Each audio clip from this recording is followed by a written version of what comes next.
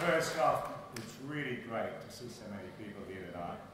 We couldn't have taken any more, and just thank you, thank you.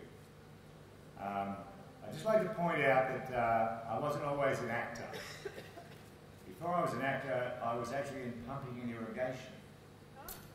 Yes, I was a window salesman. I've been tilting at them ever since.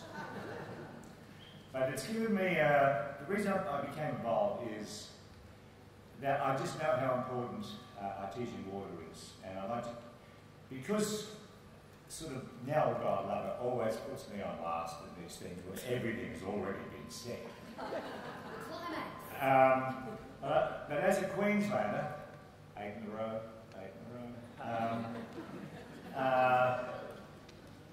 I just like to point out my family comes from central Queensland, and that's where the Galilee Basin is going to happen. Now, I did some stuff with Greenpeace and looked up Gina Reinhardt's site, and I saw something like 3.7 billion tonnes of coal. And that's not a Jarnies, it's not the Carmichael mine. It goes to 270 miles. The National Party gave them the water for free and is going to build a railway line. Now, you would think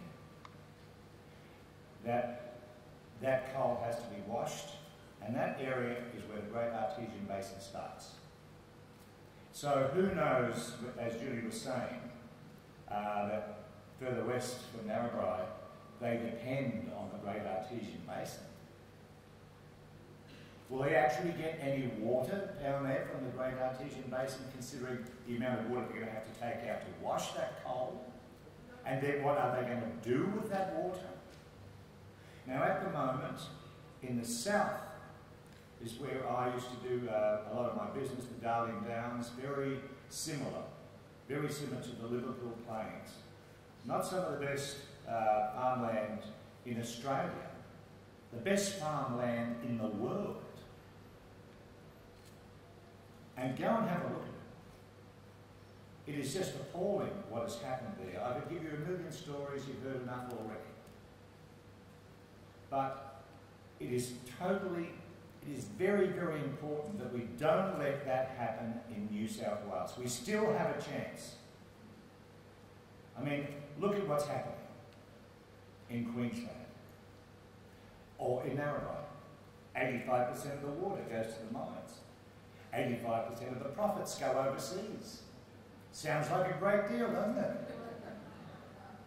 And as for coal seam gas, the tainting of aquifers, what have you got in there? You might get 20 or 30 years out of it.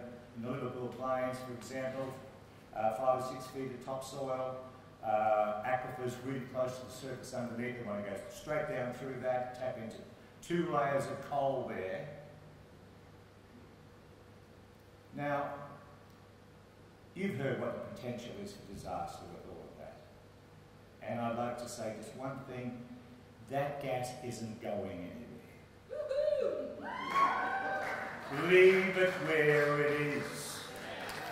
Complete the pipeline from Mooney to Alice Springs. We finally got that pipeline, the national grid that Rex Caton was talking about in 1973. Australia has got so much gas. We're the Saudi Arabia of gas. Why on earth would you take any risk with your good farmland? You get told the story that, oh, well, no, New South Wales needs the gas. Yeah, that's a lot of gas. We've got our gas for years. From Bass Strait, there's been new finds in Bass Strait. Complete the pipeline, you could be taking gas from the Northwest Shelf. The reality of it is that a lot of this gas from Narrabri is going to go up to Queensland and is going to go to Gladstone and get sent overseas. And what's in it for you? A big gas bill. That's what's going on. Now, if the 350 people here get to 10 people, that's 3,500 people, and that 3,500 people get to another 10 people, you've got a real groundswell on your hands, and that's what we need here. Because I tell you what, I think a lot of people in Sydney think that food comes from the back of Woolworths, and it doesn't. It comes from the farmland. Well, yeah, let's have some of those nanas sort of mixed berries. Gee, the knitting nanas wouldn't like that one. Look, that's what I have to say, people. Look, it's very important that we get the word across, because I tell you what, we've got a long way to go. The country is one thing. We've got, unless we get a couple of 100,000 people in Macquarie Street, they're going to keep doing what they're doing.